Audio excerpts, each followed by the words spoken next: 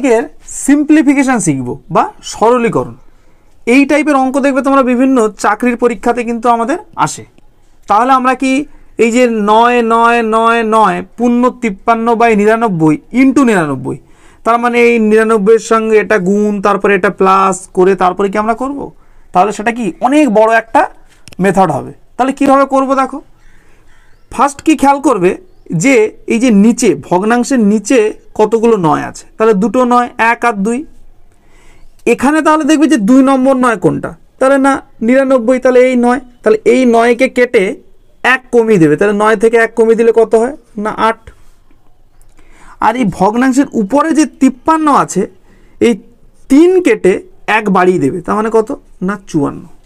দিয়ে আনসার লিখবে কি এই টোটালটা আর এই উপরেরটা, তার মানে 9 8 9 9 54।